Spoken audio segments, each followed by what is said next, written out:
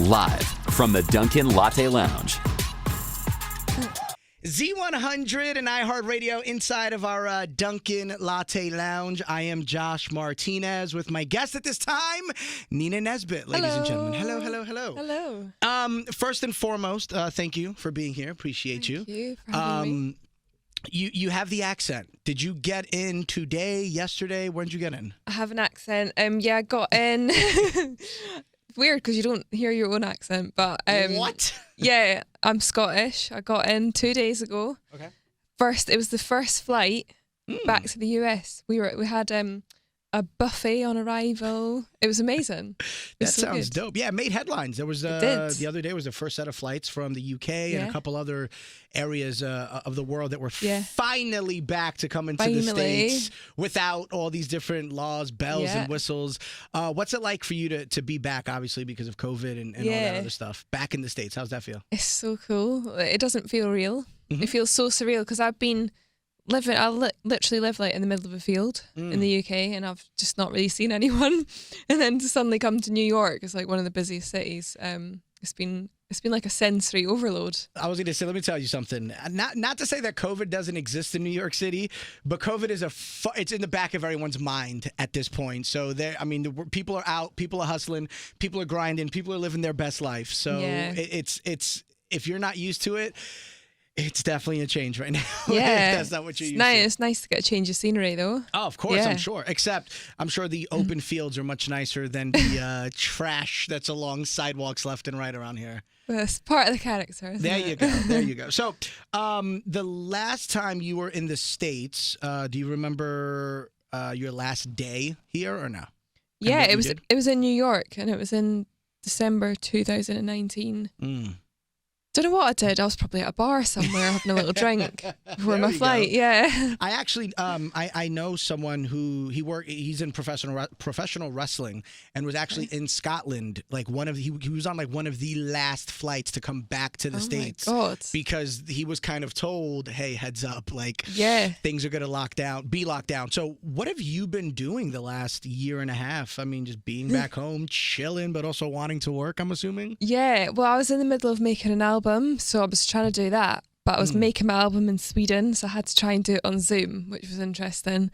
So I've just been trying to like do that, finish the album, and then just actually like enjoy life a bit, just chill out. I got into cooking. I've been learning Swedish. Like I've been living a great life. Yeah, a very quiet one, but. So you say you learned how to cook. What is something that you can do well, cooking wise, now that you look back at and think, I would have never thought I was able to pull this off? The only thing I actually made before was tomato pasta. And, just like whatever this dolmio sauce. And now I can make a laksa, like an Indonesian laksa. Wow. I can make all sorts. Yeah, it's great. Now, what made you want to jump into the cooking thing? Was it boredom? Was it YouTube? Was it Pinterest? A little of all three? It was boredom, really. I signed up to, like you get the boxes delivered, food boxes. I signed up for that and I just loved it. I was like getting right into my cooking. Yeah, I've noticed that cooking's one of those things that's so surprisingly calming. Yeah, and really brings you down. Even though at times it is actually really stressful. There's something about playing music, or what I like to do a lot is like watch a documentary on my phone, let's say, and just prop it over to the side and kind of do my thing in the kitchen. And that's how I fell in love with cooking. Yeah. Was literally just being able to like decompress in this high, stressful at times situation. Because I think like part of your mind's busy with the cooking, and then the other part can just switch off. So how much music did you make during the COVID time? I know you said you were doing your album, but obviously there was more time in COVID than we all anticipated. So how much music would you say you've made in the last year and a half? Do you know what? I've actually not made much. Okay. Because I did a lot of it pre-COVID, and then we've been holding it back, and I've been like, I still love this stuff. I wanna put this out, and I'm only really starting like the past few months starting to write again and like get stuff, because I feel like as a songwriter who writes about my own situations, I need to be having experiences and like meeting people and going places, and do you know what I mean? And it's hard to do that when you're sat in the house. So I was like, do you know what? I'm not feeling that creative, so I'm just gonna just gonna chill. That's the key word right there, creative. And that's what I was going to say. I think that as an artist, it's all about creativity. It's all about inspiration, right? And if you ain't got it, you ain't got it. Like, don't even bother forcing it. I actually did a Zoom with an artist 2 days ago, and they were telling me that their mindset now is so different than it was even a year and a half ago pre-COVID, to the point where they actually don't like their pre-COVID music. Right? So they want to release all this inspirational, this creative, all the creative juices that they had flowing during COVID. They want to release that music. But for reasons they can't just yet or whatever. But it's fascinating that you are very open to be like, nah, I wasn't having it, so I'm gonna just chill. I feel like there's so much pressure to be like on it all the time, and it's like no one writes good songs every day. So I feel so creative now, like getting to go places and experience things again. But yeah, it's weird. Like you say, some of the music I wrote pre-COVID, I'm just like, I just don't relate to that now. It's the world's so different. Yeah, no, absolutely. I think one of the most important things when it comes to the music is making sure that you can still get that emotion. You as the artist, obviously the listener's got to catch an emotion to it one way or the other, right? Music is subjective, but I think for you, it's most important for you to kind of still feel it. And if you don't, we're going to notice it as a consumer and be like, you know, she's talking about how much she hates cooking. Meanwhile, she's on Instagram bragging about her cooking and on TikTok showing off her favorite meals. So she's full of it. We don't like it. So what are your plans now that you're kind of able to travel again? What do you have on your agenda? Or maybe a loose agenda of things you want to do? Yeah, we'll finish my album. That'll be nice. Yes. Getting there with that. And just keep releasing songs. I want to go to LA and do some writing. I want to go back to Sweden, do the trips that I wanted to do. And then I'll be announcing some tours early next year. So, yeah. So that's the third time you've brought up Sweden. What is the kind of attachment to Sweden at the moment? I don't know. I've just been writing my album there. I just feel really, don't know. I'm half Swedish, so yeah, I have family there, and I haven't been able to go. So yeah, definitely go back there and just finish writing. I don't know if there was a personal attachment or one of those Kanye going to Wyoming things, which I can assure you, nobody goes to Wyoming, but Kanye decided to do an entire album in Wyoming. So I don't know if it was like an inspirational thing. I like to ask random questions, you know, that are related to being inside of a Dunkin', since we are doing the Dunkin' Lounge right now. So hypothetically speaking, if you were able to be at a Dunkin' and have coffee or hot chocolate with any artist that's alive, and you have an hour to just sit there, drink coffee, and just kick it with this one artist, who would you pick? Dolly Parton. Really? Yeah. Tell me about this. I would love to hear this. I just think she's great. Like, everything about her is great. Her songs, just like, she's funny. She's got a good sense of humor. And like, she's a great businesswoman. Just everything about her, I'm just like, you're a legend. I want to meet you. So, Dolly Parton. During COVID, I discovered 2 different Dolly Parton documentaries.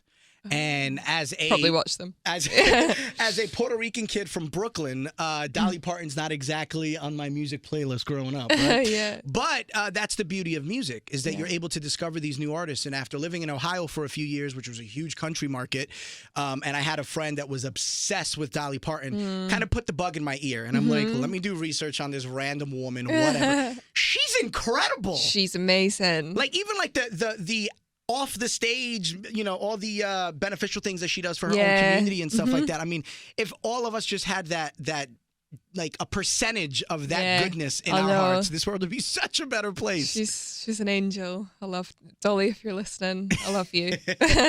No, she's amazing. And I think the biggest thing for me is how charismatic she is and how self-aware she is. She knows that, you know, if she's wearing this huge wig in the 80s, she knows it's a gimmick. She knows she's getting your attention. She's going to sit there and she's going to say, I got your attention. I win. And when people try to kind of talk down to her, she'll fight back, quit back, she's still winning. Yeah, it's like the Dumb Blonde song that she put out, and it was like, people just think she's a dumb blonde or whatever, and she'll like almost like hook them in by like pretending to do that, and then she'll just shut them down, and I'm like, How did you discover Dolly Parton? Do you remember one particular memory, or was it just kind of you heard the name and went from there? Oh yeah, I always knew her, and I always knew like 9 to 5 and Jolene and all that, and then can't even remember why. Maybe it was after going to Nashville and like just getting to know, because I love country music and like getting to know country music. That makes one of us. That makes one of us. Yeah. I really got into it and finding out, I watched a few documentaries and I found out she wrote, is it Jolene and I Will Always Love You on the same night by herself? And I was just like, what a legend. Like, what? It's funny because you always hear about Jolene. I actually never heard the song in its entirety. No kidding. Till like COVID. One of my homegirls told me. And like the beginning of the song, I'm like, yo, this is like a hip hop beat. I was not expecting this song to be what it is.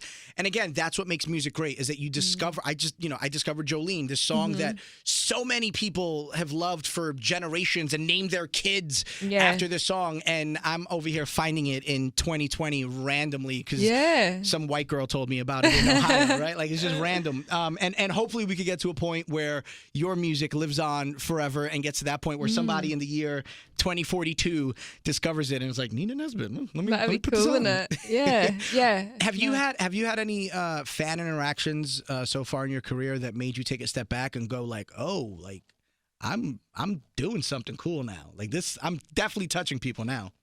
Do you know what? The weirdest, literally touching people with tattoos. That like blows my mind every time. And I had it a lot on the last album because the last album was called The Sun Will Come Up, The Seasons Will Change, and it was like a whole mantra and stuff, and loads of people got it tattooed, and I was like, what?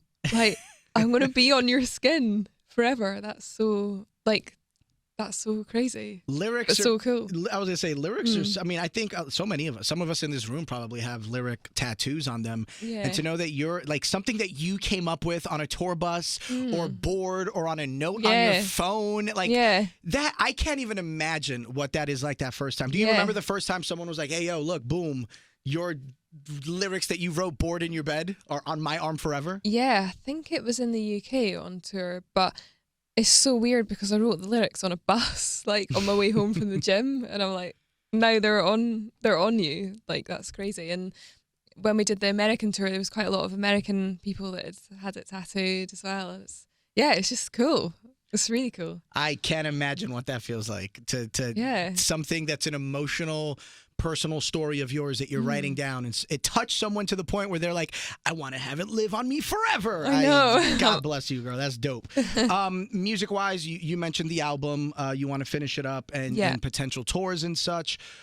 Would you say from a music standpoint that your album is done, or are you trying to make new music to get it onto the album? Well, I said if I had to put the album out tomorrow, I'd be happy with it. Okay. But now that I'm like busy again and I'm like getting inspired, I'm like, nah, there's still another half to go. But I'm like this, I'll drag things out for literally like 3 years when I'm writing because I'm continuously trying to like better things. So yeah, there's a bit of room. Do you, what inspired you for this album in particular that you have coming out? Is there any one or two artists or sounds that kind of inspired you? I wouldn't say there was like a particular artist, but I haven't revealed the theme yet, but there is a theme. Okay. There is a theme. I would say just like good stories, just trying to find good stories. Like I'm a storyteller, I would say. So yeah, looking for that. That's dope. Is my biggest influence. No, I love that. I love that. On TikTok, you have a huge following. Instagram as well. Obviously, TikTok is something that's kind of blown up more so over the last, really since COVID. Yeah. How's that been for you? That new avenue of connecting with fans? Yeah, that was so weird because I genuinely thought TikTok was for children or doing dances, and I was like, I can't dance and I'm not a child. I don't want to get it. And my label were like, get it. It's the future. All this. I was like, oh. Okay, I'm bored, I'll get it. And I just posted this video of me like producing something in my studio and it went viral and I was like, oh, there's loads of people on here that have never heard of my music or whatever. So I was like, this is good. And then, things just kept going viral and I didn't know why, but it was great. So, yeah. I think when it comes to TikTok in particular, I think people want to see how things are made, right? So, like the first one you said was kind of creating a beat and kind of producing a little bit. Because all we know is the song. We don't know what goes behind it. We don't know the backstory. The fact that you just brought up 2 songs that Dolly Parton wrote on the same night, that's a story that you remembered that she just said in a documentary. Now, imagine how much more that would touch you or stay with you had you actually seen the process through like B-roll in a documentary. So it's weird. You don't think about it when it's you doing things, but I guess Yeah, it must be. No, must be of interest. So on TikTok, Instagram, Twitter, how can fans stay connected with you?